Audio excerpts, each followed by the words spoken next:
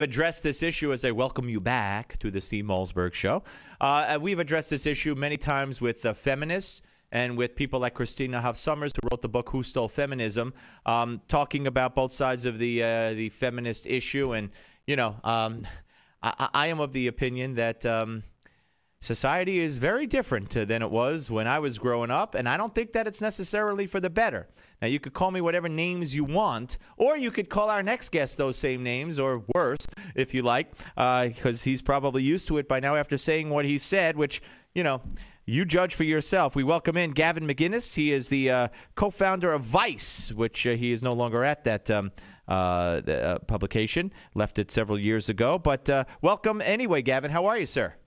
I'm good. Good to be here. Good to have you. Okay, so you caused quite a stir with some remarks that you made, talking about, I think you were referring or addressing it to women in general who claim that they could be childless and happy. And I couldn't agree with you more as far if you mean that, you know, feminism, at least one kind, has given women the impression that A, they don't need a man, or, you know, they could have a child and without a man, or they don't need a child, or they don't need a man at all, and it's basically all the same. They don't need a man. And, you know, their objective is to climb to the top of the corporate ladder, and if they do have a kid, well, get a nanny. The nanny could raise the kid while you climb to the top of the corporate ladder. I just think it's messed up society. And you know what, just as a total side note, even that is sort of depraved and unethical, this idea of importing nannies from the third world. They've got kids back at home, and there's a feminist book, actually, called Global Woman by Barbara Ehrenreich, the woman who did Nickel and Dime, and she investigates all these nannies, say, from the Philippines, who are here and who have abandoned their children back there, and it's like we are importing love from other countries and, you know, denying it back in the third world. So once again, and I can give a million examples, these feminists are hurting the people they purport to help. They're hurting the cause they purport to help. And definitely with the suffragettes, they definitely have a history where they were needed. But in 2013, my experience both in the workforce and amongst my peers who are my age, 40-something, and want to have kids, I see nothing but harm. Yeah, okay, well, explain the harm that you see. Okay, first of all, I see women in the workforce. I see, and this, I cited a study when I was talking about that said feminism has made women unhappy overall. And that was a well-established study. Lou Dobbs discussed it on CNN. It was all over the news a while ago. And this subject has been well-researched. There was a New York article, New York Magazine, called The Feminist Housewife. There's a Harvard study called The Myth of Having It All. So what I was saying was not radical. But I just talked about my personal experience. I find a lot of women in this workforce don't seem like they sincerely want to be there, while I acknowledge that plenty do, but just daring to concede that a lot of them are sort of wondering what they're doing there was blasphemous. And then on top of that, I recognize that a lot of my friends are using fertility drugs and other things to try to reverse the clock because no one told them that it's hard to have a kid after 35. Yeah, you know, what I've noticed is obviously I look at our kids, I look at the families. I think who wrote the book? Was it the CEO of not Google, but one of these big companies? I forget her name. You probably know her better than me. She was on 60 Minutes a few months ago, and both her and her husband are billionaires. They both work, but they always manage to have at least one of them home. Not always. They sometimes manage to have one of them home to have dinner with the kids. I mean, what is the goal? What is the goal? Now, there are women who have to work, and I want to make that perfectly clear. There are women who have to work. Well, I'm sorry to interrupt you, but let's not even take that for granted.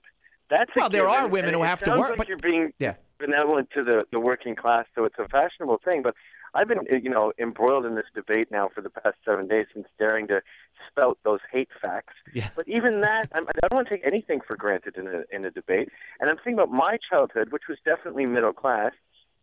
We probably lived on the equivalent today of $35,000 a year, and that was middle class back then. No, but Gavin, you had a mom and a dad? I had a mom and a dad. Yeah. But what I'm saying is there are women who are single and have to work. Either they have a child, they don't have a child, and maybe their husband died. So there are some women who have to work. Okay, well, widows are a very rare exception. The majority of single mothers chose that life, and that is obviously terrible, and it is rough. No one's denying it's rough, but let's stop taking this New York Timesian philosophy where we glorify that and we all but encourage it now. I just saw a magazine.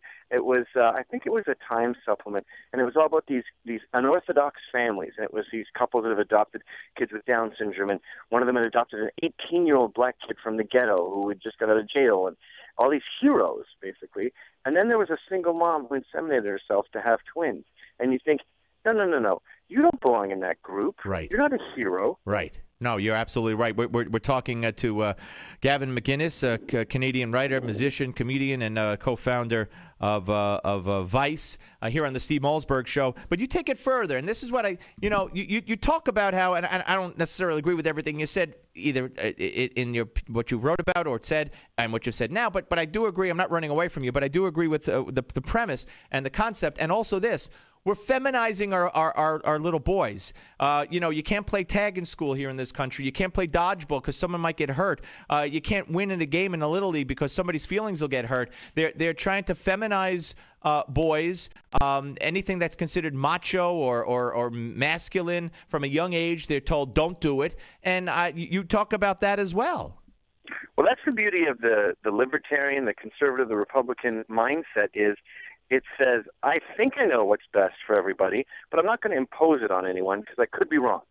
Whereas the liberal mindset today is it's all for the greater good. I'm going to start with this concept of equality and just enforce it on you. So children are all the same. Boys and girls are the same.